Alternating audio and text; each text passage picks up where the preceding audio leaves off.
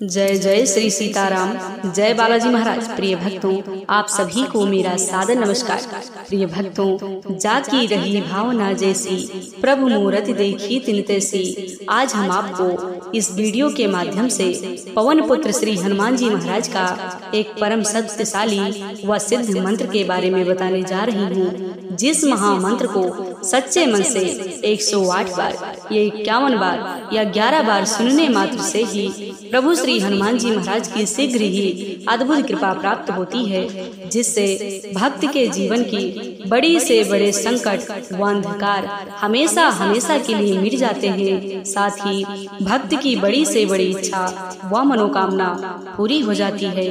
प्रिय भक्तों, अगर आपके जीवन में विभिन्न प्रकार की परेशानियां बनी रहती हैं, आपका कोई भी कार्य व इच्छा मनोकामना बहुत दिनों से पूरी नहीं हो रही है, तो आपको घबराने की जरूरत नहीं है।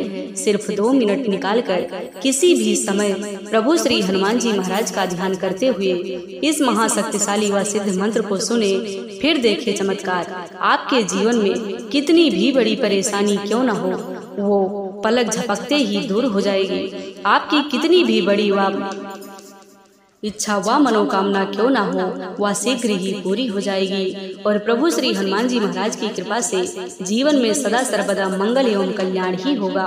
प्रिय भक्तों, अगर आप अपने जीवन के समस्त प्रकार के विघ्न बाधा व संकटों से मुक्ति पाना चाहते हैं, तो आइए बिना देर के इस महाशक्तिशाली व सिद्ध मंत्र को सुने।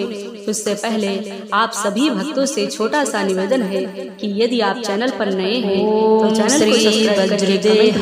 जय श्री राम, जय बजरंगबली महाराज, अपनी हाजिरी जरूर लगा दे। ओम श्री वज्रदेहाय राम भक्ताय वायुपुत्राय नमोस्तुते।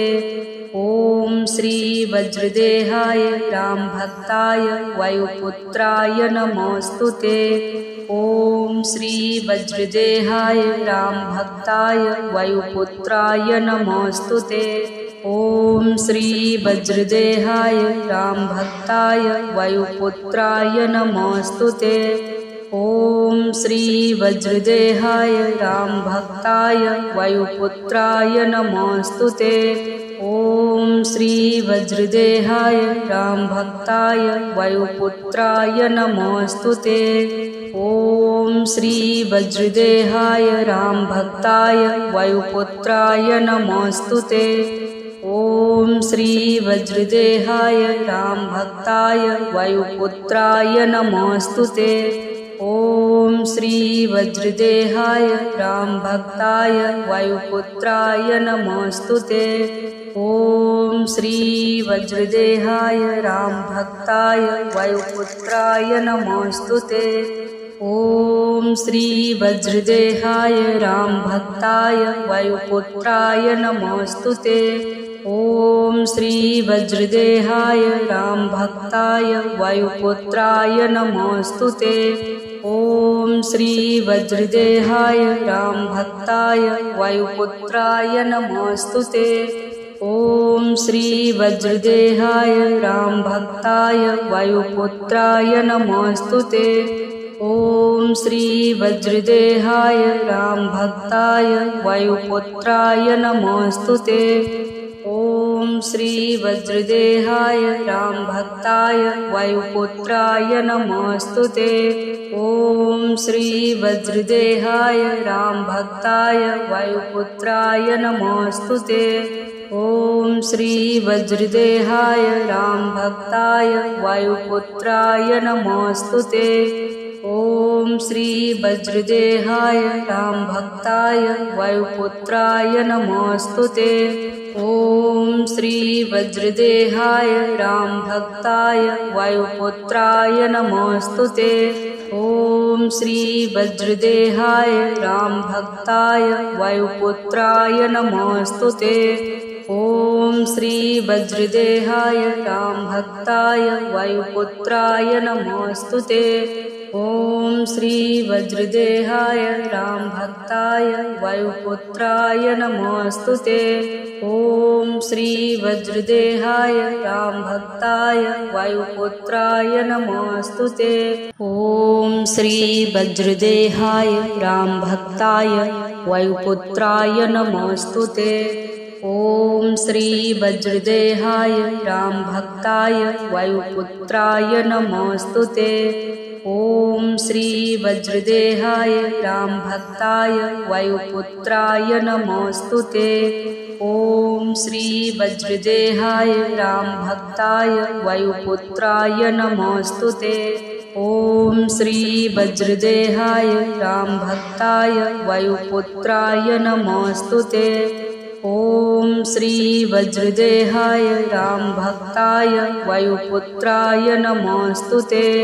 ॐ श्री वज्रदेहाय रामभक्ताय वायुपुत्राय नमोऽस्तुते। ॐ श्री वज्रदेहाय रामभक्ताय वायुपुत्राय नमोऽस्तुते। ॐ श्री वज्रदेहाय रामभक्ताय वायुपुत्राय नमोऽस्तुते। ॐ श्री वज्रदेहाय रामभक्ताय वायुपुत्राय नमोऽस्तुते। ॐ श्री वज्रदेहाय रामभक्ताय वायुपुत्राय नमोऽस्तुते।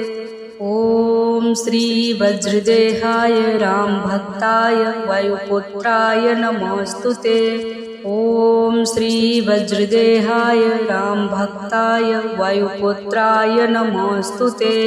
ॐ श्री वज्रदेहाय रामभक्ताय वायुपुत्राय नमोऽस्तुते। ॐ श्री वज्रदेहाय रामभक्ताय वायुपुत्राय नमोऽस्तुते। ॐ श्री वज्रदेहाय रामभक्ताय वायुपुत्राय नमोऽस्तुते। ॐ श्री वज्रदेहाय रामभक्ताय वायुपुत्राय नमोऽस्तुते। ॐ श्री वज्रदेहाय रामभक्ताय वायुपुत्राय नमोऽस्तुते। ॐ श्री वज्रदेहाय रामभक्ताय वायुपुत्राय नमोऽस्तुते। ॐ श्री वज्रदेहाय रामभक्ताय वायुपुत्राय नमोऽस्तुते। ॐ श्री वज्रदेहाय रामभक्ताय वायुपुत्राय नमोऽस्तुते। ॐ श्री वज्रदेहाय रामभक्ताय वायुपुत्राय नमोऽस्तुते। ॐ श्री वज्रदेहाय रामभक्ताय वायुपुत्राय नमोऽस्तुते। ॐ श्री वज्रदेहाय रामभक्ताय वायुपुत्राय नमोऽस्तुते। ॐ श्री वज्रदेहाय रामभक्ताय वायुपुत्राय नमोऽस्तुते। ॐ श्री वज्रदेहाय रामभक्ताय वायुपुत्राय नमोऽस्तुते। ॐ श्री वज्रदेहाय रामभक्ताय वायुपुत्राय नमोऽस्तुते। ॐ श्री वज्रदेहाय रामभक्ताय वायुपुत्राय नमोऽस्तुते। ॐ श्री वज्रदेहाय रामभक्ताय वायुपुत्राय नमोऽस्तुते। ॐ श्री वज्रदेहाय रामभक्ताय वायुपुत्राय नमोऽस्तुते। ॐ श्री वज्रदेहाय रामभक्ताय वायुपुत्राय नमोऽस्तुते। ॐ श्री वज्रदेहाय रामभक्ताय वायुपुत्राय नमोऽस्तुते। ॐ श्री वज्रदेहाय रामभक्ताय वायुपुत्राय नमोऽस्तुते। ॐ श्री वज्रदेहाय रामभक्ताय वायुपुत्राय नमोऽस्तुते। ॐ श्री वज्रदेहाय रामभक्ताय वायुपुत्राय नमोऽस्तुते। ॐ श्री वज्रदेहाय रामभक्ताय वायुपुत्राय नमोऽस्तुते।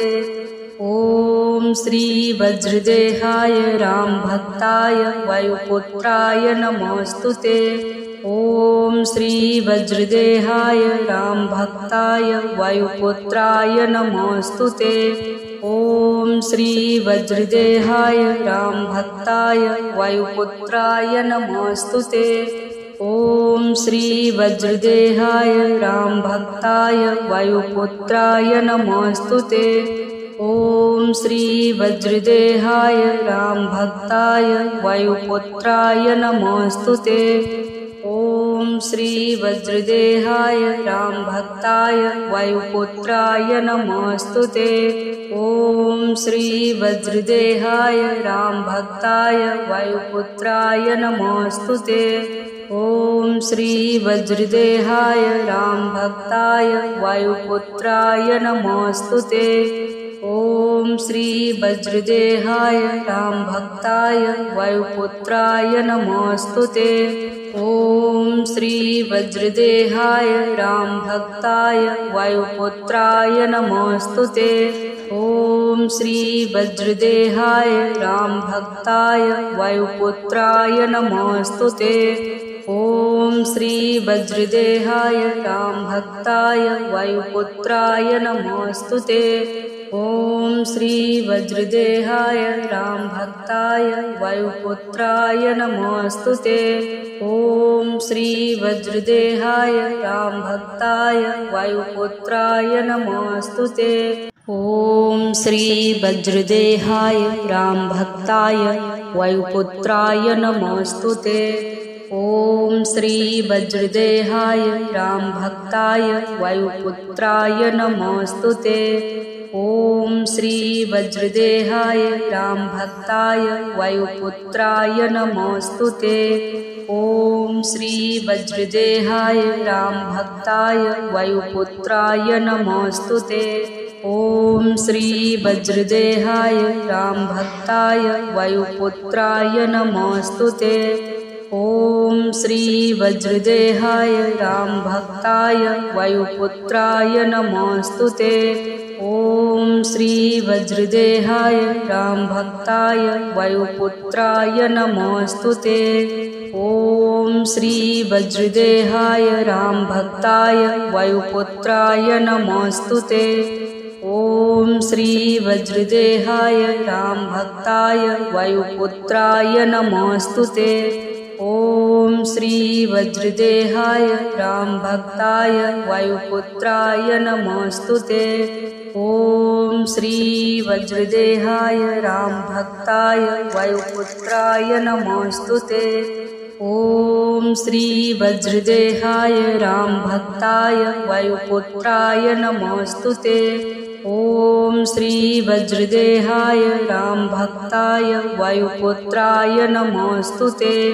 ॐ श्री वज्रदेहाय रामभक्ताय वायुपुत्राय नमोऽस्तुते।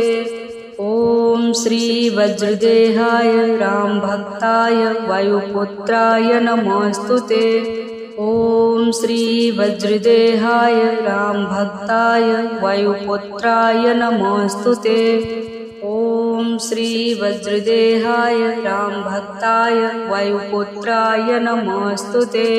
ॐ श्री वज्रदेहाय रामभक्ताय वायुपुत्राय नमोऽस्तुते। ॐ श्री वज्रदेहाय रामभक्ताय वायुपुत्राय नमोऽस्तुते। ॐ श्री वज्रदेहाय रामभक्ताय वायुपुत्राय नमोऽस्तुते। ॐ श्री वज्रदेहाय रामभक्ताय वायुपुत्राय नमोऽस्तुते। ॐ श्री वज्रदेहाय रामभक्ताय वायुपुत्राय नमोऽस्तुते। ॐ श्री वज्रदेहाय रामभक्ताय वायुपुत्राय नमोऽस्तुते। ॐ श्री वज्रदेहाय रामभक्ताय वायुपुत्राय नमोऽस्तुते। ॐ श्री वज्रदेहाय रामभक्ताय वायुपुत्राय नमोऽस्तुते। ॐ श्री वज्रदेहाय रामभक्ताय वायुपुत्राय नमोऽस्तुते। ॐ श्री वज्रदेहाय रामभक्ताय वायुपुत्राय नमोऽस्तुते। ॐ श्री वज्रदेहाय रामभक्ताय वायुपुत्राय नमोऽस्तुते। ॐ श्री वज्रदेहाय रामभक्ताय वायुपुत्राय नमोऽस्तुते। ॐ श्री वज्रदेहाय रामभक्ताय वायुपुत्राय नमोऽस्तुते। ॐ श्री वज्रदेहाय रामभक्ताय वायुपुत्राय नमोऽस्तुते। ॐ श्री वज्रदेहाय रामभक्ताय वायुपुत्राय नमोऽस्तुते। ॐ श्री वज्रदेहाय रामभक्ताय वायुपुत्राय नमोऽस्तुते। ॐ श्री वज्रदेहाय रामभक्ताय वायुपुत्राय नमोऽस्तुते। ॐ श्री वज्रदेहाय रामभक्ताय वायुपुत्राय नमोऽस्तुते। ॐ श्री वज्रदेहाय रामभक्ताय वायुपुत्राय नमोऽस्तुते। ॐ श्री वज्रदेहाय रामभक्ताय वायुपुत्राय नमोऽस्तुते। ॐ श्री वज्रदेहाय रामभक्ताय वायुपुत्राय नमोऽस्तुते। ॐ श्री वज्रदेहाय रामभक्ताय वायुपुत्राय नमोऽस्तुते। ॐ श्री वज्रदेहाय रामभक्ताय वायुपुत्राय नमोऽस्तुते। ॐ श्री वज्रदेहाय रामभक्ताय वायुपुत्राय नमोऽस्तुते। ॐ श्री वज्रदेहाय रामभक्ताय वायुपुत्राय नमोऽस्तुते। ॐ श्री वज्रदेहाय रामभक्ताय वायुपुत्राय नमोऽस्तुते। ॐ श्री वज्रदेहाय रामभक्ताय वायुपुत्राय नमोऽस्तुते। ॐ श्री वज्रदेहाय रामभक्ताय वायुपुत्राय नमोऽस्तुते। ॐ श्री वज्रदेहाय रामभक्ताय वायुपुत्राय नमोऽस्तुते। ॐ श्री वज्रदेहाय रामभक्ताय वायुपुत्राय नमोऽस्तुते। ॐ श्री वज्रदेहाय रामभक्ताय वायुपुत्राय नमोऽस्तुते। ॐ श्री वज्रदेहाय रामभक्ताय वायुपुत्राय नमोऽस्तुते। ॐ श्री वज्रदेहाय रामभक्ताय वायुपुत्राय नमोऽस्तुते। ॐ श्री वज्रदेहाय रामभक्ताय वायुपुत्राय नमोऽस्तुते। ॐ श्री वज्रदेहाय रामभक्ताय वायुपुत्राय नमोऽस्तुते। ॐ श्री वज्रदेहाय रामभक्ताय वायुपुत्राय नमोऽस्तुते। ॐ श्री वज्रदेहाय रामभक्ताय वायुपुत्राय नमोऽस्तुते। ॐ श्री वज्रदेहाय रामभक्ताय वायुपुत्राय नमोऽस्तुते। ॐ श्री वज्रदेहाय रामभक्ताय वायुपुत्राय नमोऽस्तुते। ॐ श्री वज्रदेहाय रामभक्ताय वायुपुत्राय नमोऽस्तुते। ॐ श्री वज्रदेहाय रामभक्ताय वायुपुत्राय नमोऽस्तुते। ॐ श्री वज्रदेहाय रामभक्ताय वायुपुत्राय नमोऽस्तुते। ॐ श्री वज्रदेहाय रामभक्ताय वायुपुत्राय नमोऽस्तुते। ॐ श्री वज्रदेहाय रामभक्ताय वायुपुत्राय नमोऽस्तुते। ॐ श्री वज्रदेहाय रामभक्ताय वायुपुत्राय नमोऽस्तुते। ॐ श्री वज्रदेहाय रामभक्ताय वायुपुत्राय नमोऽस्तुते।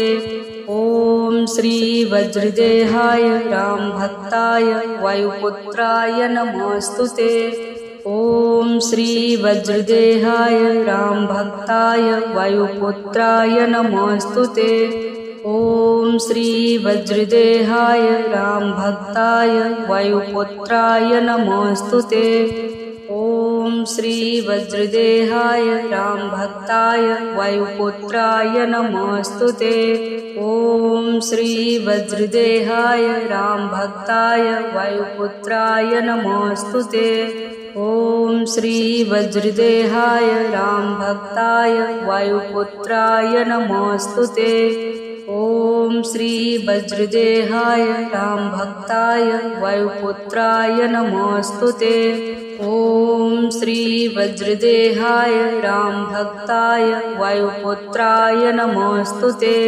ॐ श्री वज्रदेहाय रामभक्ताय वायुपुत्राय नमोऽस्तुते। ॐ श्री वज्रदेहाय रामभक्ताय वायुपुत्राय नमोऽस्तुते। ॐ श्री वज्रदेहाय रामभक्ताय वायुपुत्राय नमोऽस्तुते। ॐ श्री वज्रदेहाय रामभक्ताय वायुपुत्राय नमोऽस्तुते। ॐ श्री वज्रदेहाय रामभक्ताय वायुपुत्राय नमोऽस्तुते। ॐ श्री वज्रदेहाय रामभक्ताय वायुपुत्राय नमोऽस्तुते। ॐ श्री वज्रदेहाय रामभक्ताय वायुपुत्राय नमोऽस्तुते। ॐ श्री वज्रदेहाय रामभक्ताय वायुपुत्राय नमोऽस्तुते।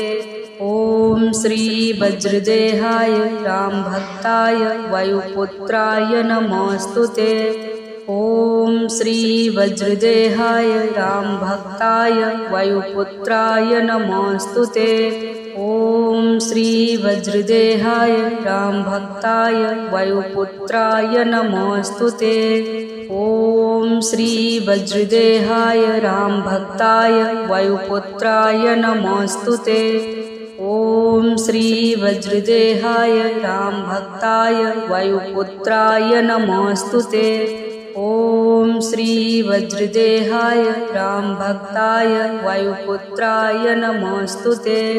ॐ श्री वज्रदेहाय रामभक्ताय वायुपुत्राय नमोऽस्तुते। ॐ श्री वज्रदेहाय रामभक्ताय वायुपुत्राय नमोऽस्तुते। ॐ श्री वज्रदेहाय रामभक्ताय वायुपुत्राय नमोऽस्तुते। ॐ श्री वज्रदेहाय रामभक्ताय वायुपुत्राय नमोऽस्तुते। ॐ श्री वज्रदेहाय रामभक्ताय वायुपुत्राय नमोऽस्तुते। ॐ श्री वज्रदेहाय रामभक्ताय वायुपुत्राय नमोऽस्तुते। ॐ श्री वज्रदेहाय रामभक्ताय वायुपुत्राय नमोऽस्तुते। ॐ श्री वज्रदेहाय रामभक्ताय वायुपुत्राय नमोऽस्तुते। ॐ श्री वज्रदेहाय रामभक्ताय वायुपुत्राय नमोऽस्तुते। ॐ श्री वज्रदेहाय रामभक्ताय वायुपुत्राय नमोऽस्तुते। ॐ श्री वज्रदेहाय रामभक्ताय वायुपुत्राय नमोऽस्तुते। ॐ श्री वज्रदेहाय रामभक्ताय वायुपुत्राय नमोऽस्तुते। ॐ श्री वज्रदेहाय रामभक्ताय वायुपुत्राय नमोऽस्तुते। ॐ श्री वज्रदेहाय रामभक्ताय वायुपुत्राय नमोऽस्तुते। ॐ श्री वज्रदेहाय रामभक्ताय वायुपुत्राय नमोऽस्तुते। ॐ श्री वज्रदेहाय रामभक्ताय वायुपुत्राय नमोऽस्तुते। ॐ श्री वज्रदेहाय रामभक्ताय वायुपुत्राय नमोऽस्तुते। ॐ श्री वज्रदेहाय रामभक्ताय वायुपुत्राय नमोऽस्तुते। ॐ श्री वज्रदेहाय रामभक्ताय वायुपुत्राय नमोऽस्तुते। ॐ श्री वज्रदेहाय रामभक्ताय वायुपुत्राय नमोऽस्तुते। ॐ श्री वज्रदेहाय रामभक्ताय वायुपुत्राय नमोऽस्तुते। ॐ श्री वज्रदेहाय रामभक्ताय वायुपुत्राय नमोऽस्तुते। ॐ श्री वज्रदेहाय रामभक्ताय वायुपुत्राय नमोऽस्तुते। ॐ श्री वज्रदेहाय रामभक्ताय वायुपुत्राय नमोऽस्तुते। ॐ श्री वज्रदेहाय रामभक्ताय वायुपुत्राय नमोस्तुते। ॐ श्री वज्रदेहाय रामभक्ताय वायुपुत्राय नमोस्तुते। ॐ श्री वज्रदेहाय रामभक्ताय वायुपुत्राय नमोस्तुते। ॐ श्री वज्रदेहाय रामभक्ताय वायुपुत्राय नमोस्तुते। ॐ श्री वज्रदेहाय रामभक्ताय वायुपुत्राय नमोस्तुते। ॐ श्री वज्रदेहाय रामभक्ताय वायुपुत्राय नमोस्तुते। ॐ श्री वज्रदेहाय रामभक्ताय वायुपुत्राय नमोस्तुते। ॐ श्री वज्रदेहाय रामभक्ताय वायुपुत्राय नमोस्तुते। ॐ श्री वज्रदेहाय रामभक्ताय वायुपुत्राय नमोस्तुते। ॐ श्री वज्रदेहाय रामभक्ताय वायुपुत्राय नमोस्तुते। ॐ श्री वज्रदेहाय रामभक्ताय वायुपुत्राय नमोस्तुते। ॐ श्री वज्रदेहाय रामभक्ताय वायुपुत्राय नमोस्तुते। ॐ श्री वज्रदेहाय रामभक्ताय वायुपुत्राय नमोस्तुते। ॐ श्री वज्रदेहाय रामभक्ताय वायुपुत्राय नमोस्तुते। ॐ श्री वज्रदेहाय रामभक्ताय वायुपुत्राय नमोस्तुते। ॐ श्री वज्रदेहाय रामभक्ताय वायुपुत्राय नमोस्तुते। ॐ श्री वज्रदेहाय रामभक्ताय वायुपुत्राय नमोस्तुते। ॐ श्री वज्रदेहाय रामभक्ताय वायुपुत्राय नमोस्तुते। ॐ श्री वज्रदेहाय रामभक्ताय वायुपुत्राय नमोस्तुते। ॐ श्री वज्रदेहाय रामभक्ताय वायुपुत्राय नमोस्तुते। ॐ श्री वज्रदेहाय रामभक्ताय वायुपुत्राय नमोस्तुते। ॐ श्री वज्रदेहाय रामभक्ताय वायुपुत्राय नमोस्तुते। ॐ श्री वज्रदेहाय रामभक्ताय वायुपुत्राय नमोस्तुते।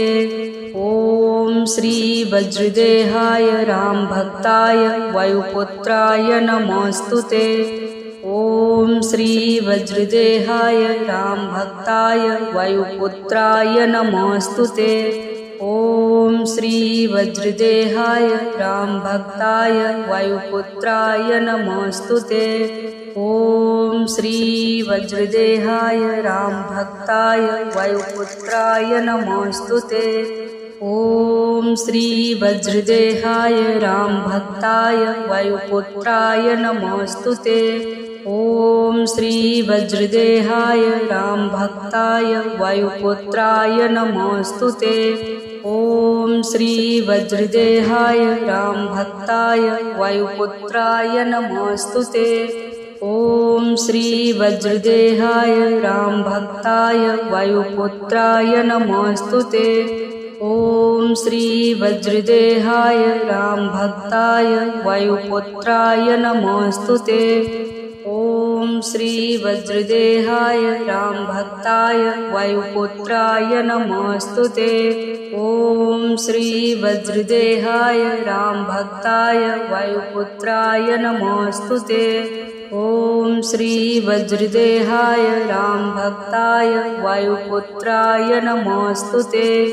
ॐ श्री वज्रदेहाय रामभक्ताय वायुपुत्राय नमोस्तुते।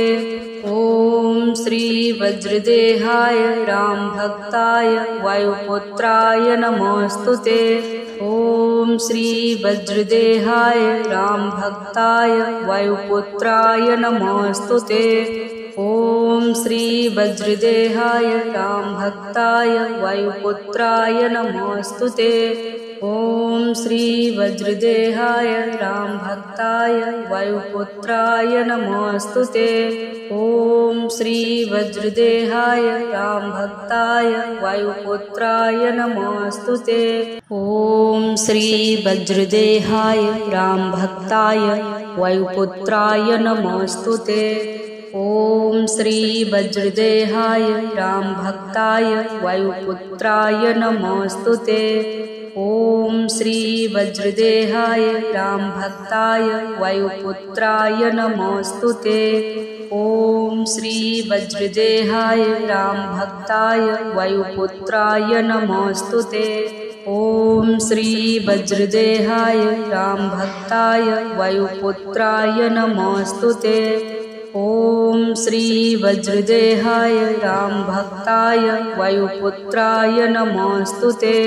ॐ श्री वज्रदेहाय रामभक्ताय वायुपुत्राय नमोऽस्तुते। ॐ श्री वज्रदेहाय रामभक्ताय वायुपुत्राय नमोऽस्तुते।